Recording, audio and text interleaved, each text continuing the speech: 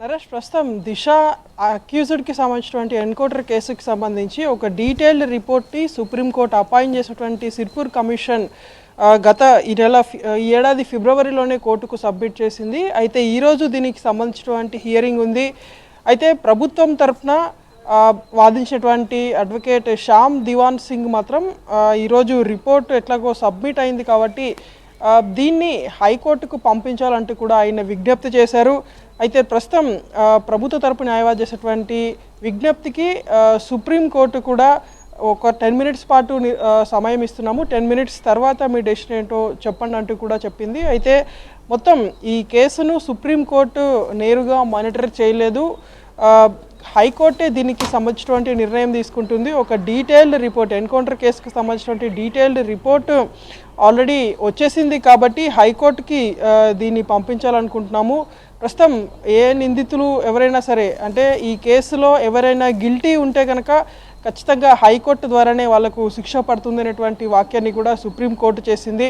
So దీంతో 10 minutes తర్వాత ఒక బ్రేక్ అనేటువంటిది ప్రస్తుతం సుప్రీంకోర్టులో వచ్చింది. 10 minutes తర్వాత సుప్రీంకోర్టు ఎటువంటి తీర్పు ఇస్తుంది ఈ కేసు పైన అనేటువంటిది సర్వత్రా ఉత్కంఠ నెలకొని ఉంది. ఒకవేళ హైకోర్టుకు కనుక మళ్ళీ ఇది పంపిస్తే మళ్ళీ మొదటికి వచ్చేటువంటి ఆస్కారం కనిపిస్తుంది. ఎందుకంటే అప్పట్లో తెలంగాణ ప్రభుత్వం కూడా ఒక సిట్ని ఫామ్ చేసింది. సిట్ ఒక రిపోర్ట్ని సైతం ఇక్కడ తెలంగాణ హైకోర్టుకి సబ్మిట్ చేసేటువంటి సందర్భం కూడా మనం చూసాము. సో మొత్తం సైమల్టేనియస్గా ఒకవైపు సుప్రీంకోర్టు ఏర్పాటు చేసేటువంటి సిర్పూర్ కమిషన్ విచారిస్తున్నటువంటి తరుణంలోనే సిట్ తన ఇన్వెస్టిగేషన్ తాను చేసుకోవచ్చు అంటూ గతంలో సుప్రీంకోర్టు ఆదేశం ఇచ్చింది కాబట్టి దానికి అనుగుణంగానే ఇక్కడ రాష్ట్ర ప్రభుత్వం తరఫున సిట్ ఇన్వెస్టిగేషన్ కూడా కంప్లీట్ చేసింది. సిట్ చీఫ్గా ప్రస్తుతం రాచకొండ సిపిగా ఉన్నటువంటి మహేష్ భగవత్ని ఇన్వెస్టిగేషన్ ఆఫీసర్గా పెట్టి సిట్ ఇన్వెస్టిగేషన్ అంతా కూడా కంప్లీట్ చేసి హైకోర్టుకు షీల్డ్ కవర్లో గతంలోనే దాన్ని సబ్మిట్ చేసేటువంటి సందర్భం కూడా మనం చూసాము. సో ఇప్పుడు సుప్రీంకోర్టు ఏర్పాటు చేసినటువంటి సిర్పూర్ కమిషన్ రిపోర్టుకు కూడా మళ్ళీ హైకోర్టుకే వస్తే కనుక ఎట్లా ఫర్దర్ స్టెప్ ఉండబోతుంది అనేటువంటిది కూడా కీలకంగా మారనుంది.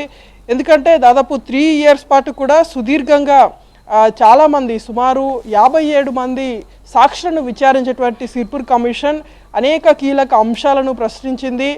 దాదాపు అప్పటి కమిషనర్గా ఉన్నటువంటి సైబరాబాద్ సిపి సజ్జనర్గా ఉన్నారు కాబట్టి అతన్ని ఒకరోజు దాదాపు 6 గంటల పాటు కూడా వర్చువల్గా అతన్ని విచారించేటువంటి సందర్భం కూడా మనం చూసాము. ఈ విధంగా మొత్తం ఈ ఎన్కౌంటర్లో పాల్గొన్నటువంటి ప్రతి ఆఫీసర్ని కూడా ప్రతి ఒక్క అంశాన్ని కూడా చాలా గ్రౌండ్ లెవెల్లో చూస్తూ మొత్తం అనేక ప్రశ్నలు, వాళ్ళకు ఉన్నటువంటి అనుమానాలు అన్నింటినీ కూడా సిర్పూర్ కమిషన్ తమ ప్రశ్నలను సంధించింది. సో దీనికి ఆఫీసర్స్ కూడా కొన్నిసార్లు తడబడినటువంటి సందర్భాలు కూడా మనం చూసాము. అటు సిర్పూర్ కమిషన్కి ఎక్స్ప్లెనేషన్ ఇచ్చేటువంటి సందర్భంలో కూడా కొన్ని అవకతవకలు జరిగాయనేటువంటిది చాలా స్పష్టంగా ఆ వర్చువల్ హియరింగ్లో మనం చూసినప్పుడు కూడా మనకు కనిపించింది. సో ఈ అన్ని అంశాలను కూడా సిర్పూర్ కమిషన్ రిపోర్ట్లో పేర్కొన్నారు కాబట్టి వీటిని బేస్గా చేసుకొని ఎవరైనా అధికారి పైన చర్యలు తీసుకుంటారా అనేటువంటి దానిపైన కూడా సర్వత్రా ఉత్కంఠ ఉండిండేది. కానీ ఇప్పుడు సుప్రీంకోర్టు మళ్ళీ దీన్ని హైకోర్టుకు పంపించాలని భావిస్తున్నటువంటి తరుణంలో మొత్తం కంప్లీట్గా హైకోర్టు దీన్ని మానిటర్ చేస్తుంది అనేటువంటి ఆర్డర్ వస్తే కనుక హైకోర్టే మొత్తం సంబంధిత అధికారుల పైన చర్యలు తీసుకోవాల్సి ఉంటుంది.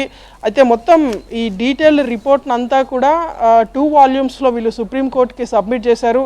అయితే గతంలోనే ఫిబ్రవరి 23వ తారీఖున ఈ రిపోర్ట్ని సబ్మిట్ చేస్తే 24వ తారీఖునే దీనికి సంబంధించినటువంటి హియరింగ్ వచ్చింది.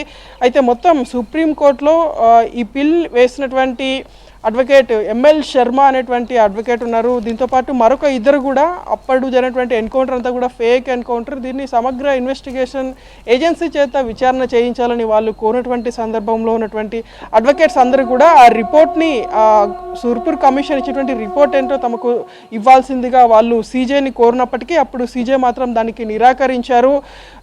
ఇప్పుడే ఈ షీల్డ్ కవర్ని ఓపెన్ చేయాల్సినటువంటి అవసరం లేదు, ఇందులో ఉన్నటువంటి అంశాలను బహిర్గతం చేయదలుచుకోలేనటువంటి అంశాన్ని గత ఫిబ్రవరిలోనే సీజే వ్యాఖ్యానించారు. సో ఈరోజు మళ్ళీ హియరింగ్ ఉంది కాబట్టి మొత్తం ఈ ఇన్వెస్టిగేషన్లో భాగమైనటువంటి అధికారులందరూ కూడా ఇప్పటికే సుప్రీంకోర్టుకు చేరుకున్నారు.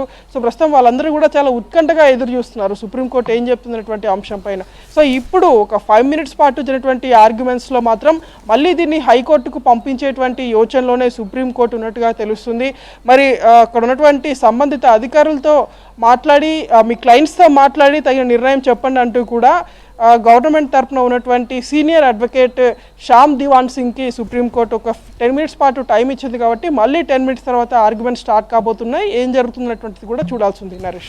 రైట్. అయితే ప్రణీత, ప్రధానంగా ఈ నిందితులకు సంబంధించి వాళ్ళు సుప్రీంకోర్టును ఆశ్రయించినప్పుడు దీనికి సంబంధించి జస్టిస్ సిర్పుర్కర్ కమిషన్ను సుప్రీంకోర్టు నియమించింది. దాదాపు 3 సంవత్సరాల పాటు విచారణ చేపట్టి మొత్తము అందరి వాదనలు విన్న తర్వాత నిందితుల కుటుంబ సభ్యుల వాంగ్మూలాన్ని రికార్డ్ చేసింది. దాని తర్వాత ఎన్కౌంటర్లో పాల్గొన్న పోలీస్ అధికారులు అప్పుడు సిపిగా వ్యవహరించిన సజ్జనార్తో సహా అందరూ కూడా ఈ సిర్పుర్కర్ కమిషన్ ముందు హాజరై తమ అభిప్రాయాన్ని వ్యక్తం చేశారు. అయిన తర్వాత సుప్రీంకోర్టుకు సిర్పుర్కర్ కమిషన్ నివేదిక అందిన తర్వాత తిరిగి సిర్పుర్కర్ కమిషన్ నివేదికలో ఏముందో ఏమీ లేదో అని పరిశీలించాల్సిన అవసరం సుప్రీంకోర్టుకు లేదు. దీనికి సంబంధించి హైకోర్టే ఈ విచారణ స్వీకరిస్తోంది అని చెప్పి సుప్రీంకోర్టు చెప్పడం ద్వారా తిరిగి కేసు హైకోర్టుకు వచ్చే అవకాశాలే కనిపిస్తున్న నేపథ్యంలో అసలు ఏం జరగబోతోంది ప్రణీత?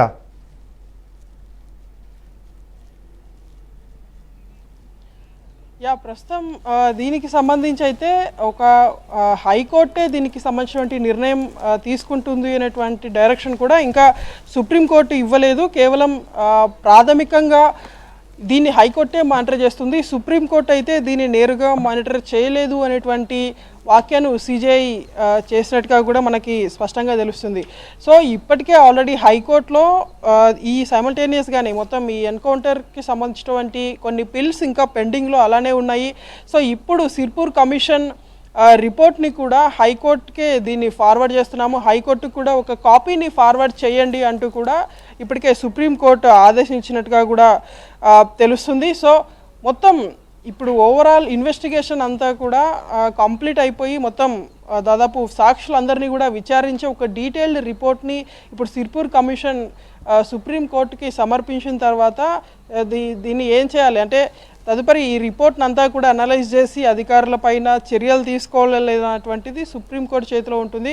కానీ సుప్రీంకోర్టు ఇప్పుడు మళ్ళీ దీన్ని హైకోర్టుకి డైరెక్షన్ ఇస్తే కనుక తదుపరి నిర్ణయం హైకోర్టు తీసుకోవాల్సి ఉంటుంది. ఆల్రెడీ ఇక్కడ ఇదే అంశానికి సంబంధించినటువంటి పెండింగ్ కేసులు చాలానే ఉన్నాయి కాబట్టి సో వాటన్నిటినీ కూడా ఇంప్లీట్ చేస్తూ ఈ కమిషన్ రిపోర్ట్ను పూర్తిగా అనలైజ్ చేసి సంబంధిత అధికారులపైన తప్పులు ఉంటే కనుక చర్యలు తీసుకోవాల్సినటువంటి బాధ్యత తెలంగాణ హైకోర్టుకే ఉంటుందా అనేటువంటి ప్రశ్నలు కూడా ఉత్పన్నమవుతున్నాయి. అయితే సుప్రీంకోర్టు మాత్రం ఇప్పటి వరకు క్లియర్గా చెప్పినటువంటి అంశాలు చూస్తే కనుక నేరుగా అయితే తాము ఈ కేసును మానిటర్ చేయలేము అనేటువంటిది చాలా స్పష్టంగా చెప్పింది. కాబట్టి మళ్ళీ తిరిగి తెలంగాణ హైకోర్టుకే ఈ రిపోర్ట్ అంతా కూడా రానుంది. సో ఇప్పుడు సిర్పూర్ కమిషన్ దాదాపు 3 years పాటు కూడా వాళ్ళు ఫైల్ చేసినటువంటి రిపోర్ట్ అంతా కూడా దానికి సంబంధించినటువంటి కాపీ ఇప్పుడు తెలంగాణ హైకోర్టుకి రాబోతుంది.